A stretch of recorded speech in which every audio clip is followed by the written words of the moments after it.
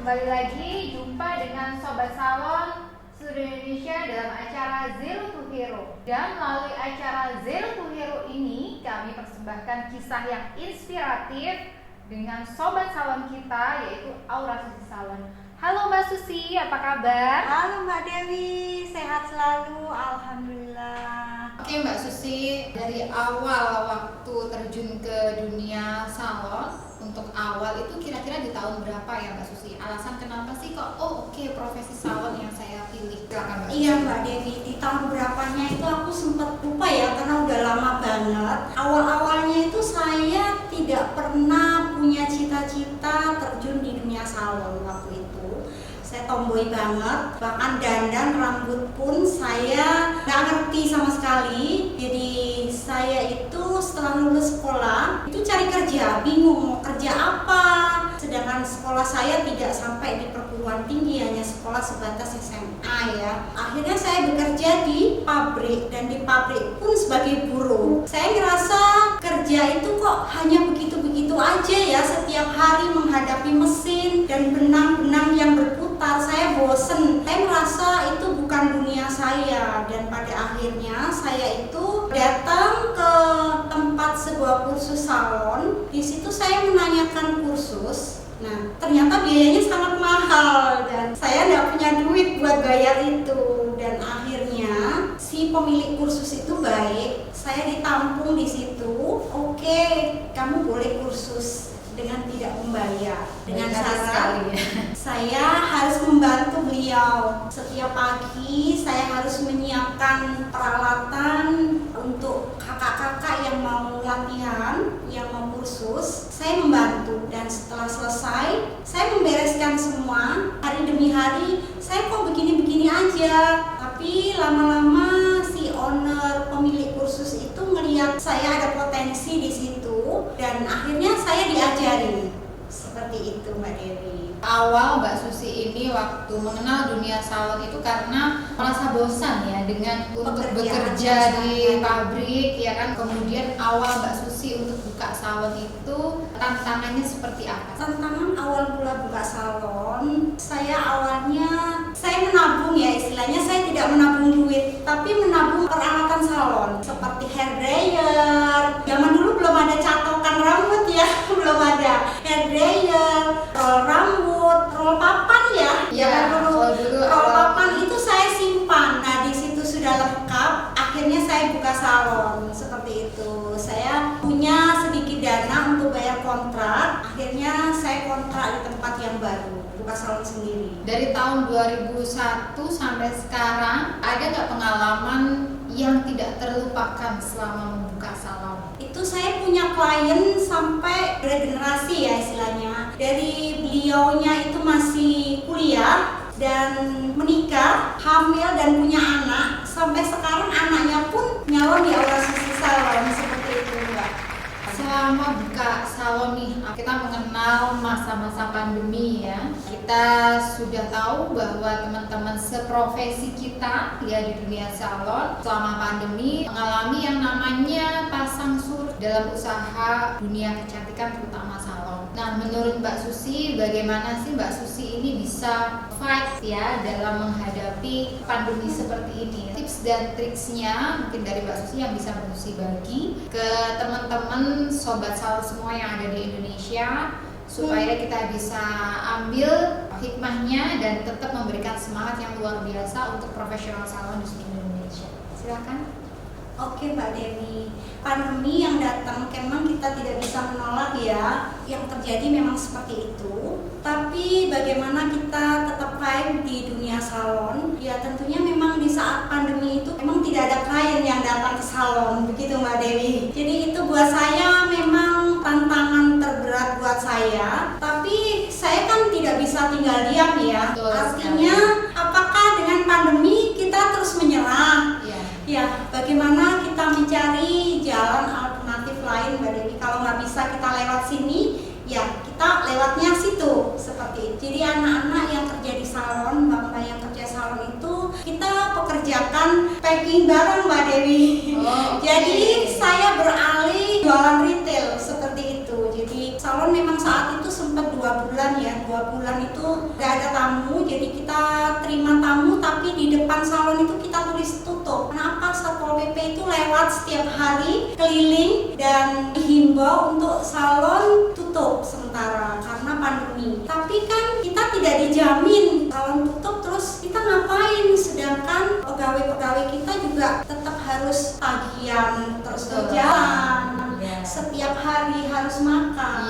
Dan akhirnya saya berpikir gimana ya kalau caranya saya tetap dapat penghasilan walaupun salon tetap tutup, seperti itu. Akhirnya saya berawal dari WA semua klien itu saya edukasi Mbak Dewi. Jadi mereka untuk perawatan di rumah. Pakainya apa gitu ya? Jadi manfaatkan sosial media gitu ya Mbak Susi ya. Dari sosial media kita manfaatkan, dari WA juga kita manfaatkan. Untuk saat ini kan kita tidak bisa menolak dunia digital ya Mbak Dewi. Betul sekali. Saya menyadari diri saya itu sudah gaptek, sangat gaptek, tidak mengerti. Tapi saya mau belajar bagaimana saya bisa menggunakan dunia digital seperti itu. Akhirnya setiap hari saya sapa dari klien-klien itu, saya edukasi untuk perawatan di rumah itu step by stepnya pakai apa. Yang lucu lagi, klien-klien yang mereka rajin mewarna rambut Mbak Dewi, yang uban ya. Kalau uban itu kan setiap bulan harus di-retouch ulang ya. Nah, itu saya telepon satu persatu bagaimana caranya mewarna rambut Mbak Dewi. Wah, luar biasa sekali ya Mbak Susi ini usahanya dalam mengedukasi klien supaya klien itu tetap kelihatan cantik di masa pandemi meskipun mereka tidak datang ke salon ya tentunya. Betul. Nah selain itu Bu Susi ini juga memanfaatkan marketplace yang ada. Jadi di saat bisnis salon ini turun, beliau mengembangkan marketplace ini supaya lebih besar lagi. Nah salah satunya adalah dengan menjual produk-produk retail, jadi perawatan untuk di rumah. Kalau untuk klien nih yang paling berkesan itu adalah yang dari generasi ke generasi gitu kan. Ada nggak pengalaman salon nih yang tidak terlupakan selama buka salon? Pengalaman yang paling tidak terlupakan itu ada klien yang datang dengan poninya itu salah gunting Mbak Dewi. Oke, ya. Salah gunting di tempat lain. Nah datang nih marah-marah, saya nggak tahu. Saya mau benerin rambut nih Mbak. Ya ibu mau dibenerin seperti apa? Ya saya mau benerin rambut. Gimana saya mau benerin, ini guntingannya sudah segini Mbak Dewi. Sudah terlalu pendek. Akhirnya saya cuci blow, pakai vitamin. Akhirnya beliaunya agak reda di emosinya seperti itu. Jadi udah poninya kependekan, kemudian Bu Susi dirapikan, terus dicuci blow sekalian, akhirnya jadi kelihatannya bagus. Jadi di sini memang intinya dari profesional salon itu adalah kita merasakan apa sih yang klien inginkan. Kita cerita sedikit nih tentang beliau berkenalan dengan Macarizo. Awal perkenalan Mbak Susi mengenal produk Macarizo itu dari mana sih Mbak? Apakah waktu buka salon pertama kali atau misalnya sudah jalan beberapa tahun baru kemudian mengenal produk Macarizo? Mungkin bisa di-share ke teman-teman. Awal buka salon, saya mengenal produk Macarizo dari sales yang datang ke salon ya. Tapi waktu itu saya belum begitu merespon karena saya sendiri tidak kenal. Bahkan klien saya yang mengenal Macarizo. Dan akhirnya saya, Macarizo itu ternyata banyak ya yang mencari seperti itu. Dan akhirnya saya memutuskan untuk oke lah saya bergabung dengan Macarizo dan pakai produk Macarizo di salon saya seperti itu. Oke, boleh diceritakan awal pertama atau kesan pertama pada saat menggunakan produk Macarizo? Dulu waktu itu Macarizo, perusahaan masih menggunakan papan dan kalau tidak salah kemasannya itu oranye ya, warnanya oranye, kuning seperti itu. Betul. Itu awalnya saya menggunakan Macarizo. Nah Mbak Susi ngomong-ngomong nih kan sudah beberapa tahun menggunakan produk Macarizo ya. Kita pengen tahu nih Mbak Susi, ada nggak satu alasan kenapa sih masih menggunakan produk Macarizo? Satu alasan yang kenapa saya menggunakan produk Macarizo sampai sekarang ini, tentunya kita kembali lagi berbicara di bisnis ya Mbak Dewi ya. Sebagai owner salon, di mana sisi menguntungkan buat salon dan buat klien, memang para klien mencari produk itu, kenapa tidak seperti itu. banyak sekali klien-klien dari Bu Susi ini pelanggan setia Makarizo, dan ketika mereka datang ke salon yang mereka cari itu adalah Makarizo. Nah dari situ salon akan tergugah untuk oh iya produk ini menguntungkan, oh produk ini masih dicari orang, produk ini sangat disukai orang, akhirnya salon ambil produk Makarizo gitu ya. Betul. Oke. Kalau di salon Aura Susi itu sendiri, produk Makarizo yang paling disukai itu apa sih Mbak Susi? Produk yang paling disukai klien saya di salon itu tekstur yang aroma vanila itu Mbak Dewi. Klien yang muda-muda Mbak Dewi itu biasanya dia suka aroma yang kekinian. Nah sekarang ini kan sedang ada minuman-minuman yang kekinian ya, aroma vanila, aroma coklat seperti itu.